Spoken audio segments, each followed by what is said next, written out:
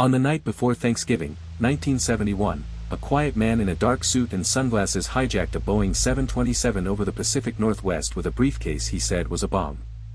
He collected $200,000 in cash, put on a parachute, walked to the back of the plane in mid-flight, opened the rear stairs, and stepped out into a freezing storm, 10,000 feet above the black wilderness of Washington state.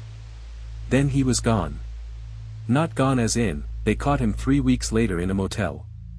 Gone as in, 55 years, thousands of suspects, the longest manhunt in FBI history, and to this day nobody knows who he was, whether he survived, or where the money went.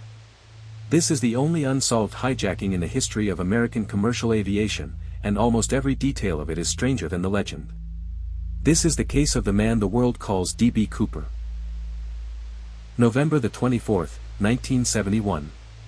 Portland International Airport, Oregon, the afternoon before Thanksgiving. A man who looked to be in his mid-40s walked up to the Northwest Orient Airlines counter and bought a one-way ticket to Seattle. It was a 30-minute hop. He paid the $20 fare in cash, and gave a name nobody would think twice about, Dan Cooper. No ID was required in 1971, because in 1971 an airport had no metal detectors, no X-ray machines, no security checkpoints of any kind. You could walk from the curb to your seat with anything you could carry, and nobody would ever ask. Remember that, because everything about this story depends on it. Dan Cooper carried a plain black briefcase. He wore a dark suit, a white shirt, a thin black clip-on tie, and a light raincoat. Witnesses would later struggle to describe him, because there was nothing to describe. He looked like everyone. Flight 305 took off at 2:45 in the afternoon, about a third full. Cooper took seat 18E, near the back, lit a cigarette, and ordered a bourbon and soda. Then he handed a folded note to the nearest flight attendant, a young woman named Florence Schaffner. She assumed it was a phone number from a lonely businessman, and dropped it into her purse unread. Cooper leaned closer. "Miss," he said quietly, "you'd better look at that note. I have a bomb." The note said the same thing in neat felt-tip capitals. She sat down next to him, as instructed, and asked to see it. He opened the briefcase just wide enough. Inside she saw 2 rows of red cylinders, a large battery, and a tangle of insulated wire. Whether it was ever a real bomb, nobody will ever know. But here is the detail everyone who met him agrees on: he was polite, soft-spoken, and completely, unnervingly calm. His demands were short and specific. $200,000 in negotiable American currency, which is about $1.6 million today. 4 parachutes, 2 main and 2 reserve. And a fuel truck waiting in Seattle. That was it. No political statement, no manifesto, no name. The pilots radioed it in, and the president of Northwest Orient personally authorized the payment within minutes, telling staff to give the man whatever he wanted. While the FBI and Seattle police scrambled to assemble the money, Flight 305 quietly circled Puget Sound for nearly 2 hours. Cooper ordered a second bourbon, paid his drink tab, and by some accounts tried to let the crew keep the change. The passengers were told there was a minor mechanical delay. 36 people sat in that cabin next to a claimed bomb for 2 hours, and most of them never knew they had been hijacked at all until they saw it on the news that night. The bank did something clever with the ransom. The $200,000 came as 10,000 $20 bills, 21 pounds of cash, and every single bill had been run past a microfilm camera first, so the FBI had a photograph of all 10,000 serial numbers. If Cooper ever spent the money, they would know. At 5:39 p.m., the plane finally landed in Seattle, and taxied to a bright, floodlit corner of the tarmac. Cooper ordered the window shades pulled down, in case of police snipers. An airline employee delivered the cash in a canvas bag, and the 4 parachutes. In exchange, Cooper released all 36 passengers, plus 2 of the 3 flight attendants. He kept the pilots, the flight engineer, and 1 flight attendant, Tina Mucklow, who had spent the whole afternoon sitting beside him, relaying his instructions, and who described him, to the end, as almost gentle. Then Cooper gave the pilots instructions that told everyone exactly how much thinking he had done. Fly to Mexico City. Altitude, 10,000 feet, low enough that the cabin didn't need to be pressurized.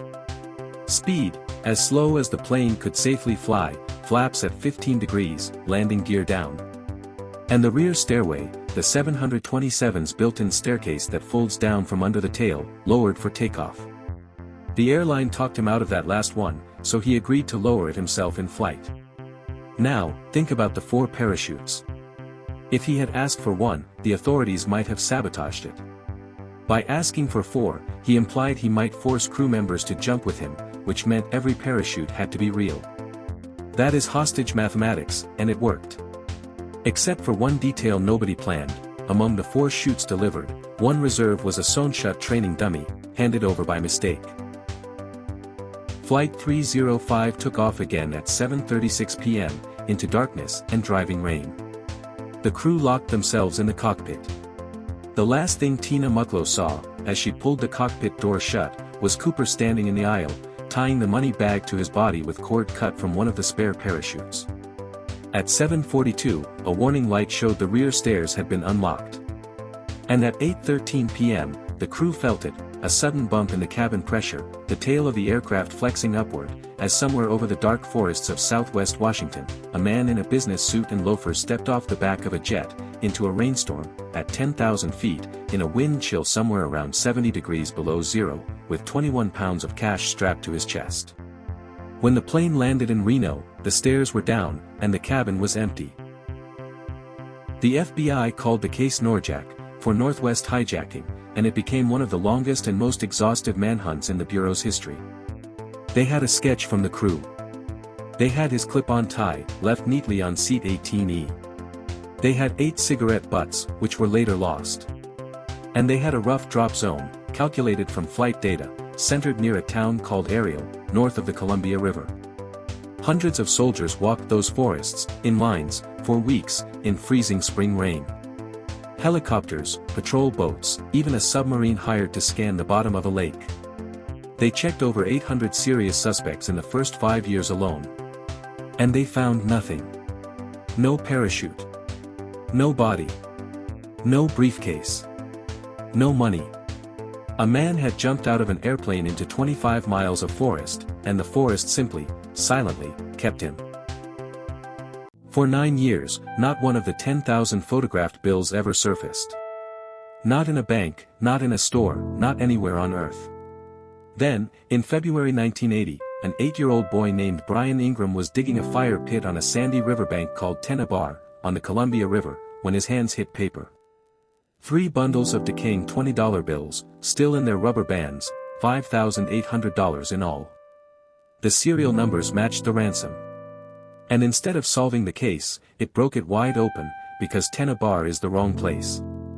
It sits miles from the calculated drop zone, upstream of where the river should have carried anything from it.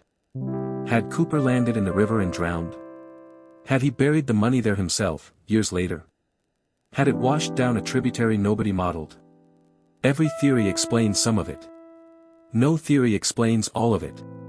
The rest of the money has never been found. Decades later, the one piece of himself Cooper left behind started to talk. His clip-on tie, the one he took off before the jump, was examined by a volunteer team of scientists under an electron microscope, and they found more than 100,000 microscopic particles trapped in its fibers. Among them, pure, unalloyed titanium, along with other rare, corrosion-resistant metals. In 1971, pure titanium was an exotic material. You did not pick it up on a bus. It lived in a handful of places: aircraft factories, aerospace fabrication shops, and chemical plants. Which quietly redrew the whole picture of the man.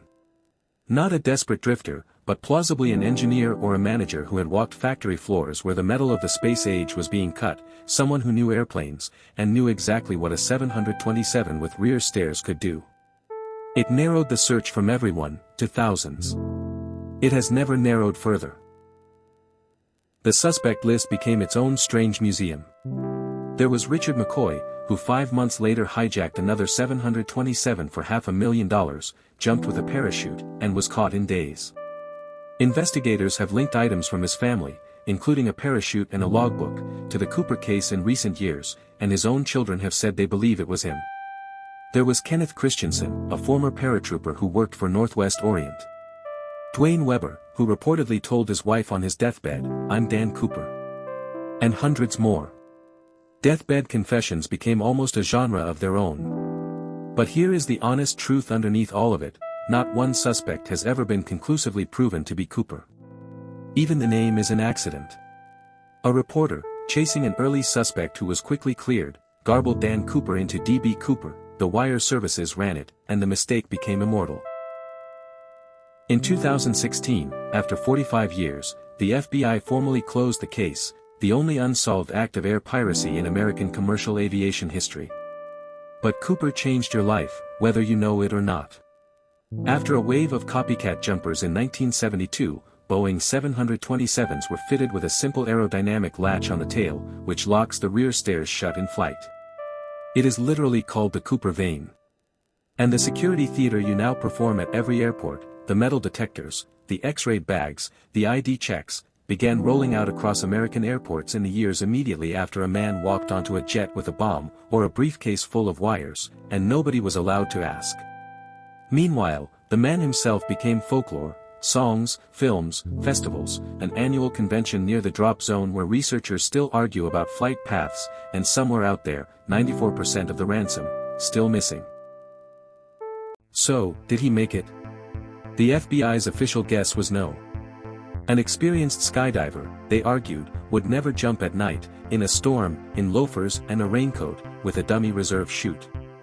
Then again, the money was tied to a man who thought of the 4-parachute trick, and no body, no chute, and no briefcase has ever been found in 55 years of looking. Either a quiet engineer died alone in the dark somewhere over Washington, or he took off the suit, went back to work on Monday, and spent the rest of his life reading about himself. Both endings are strange. One of them is true.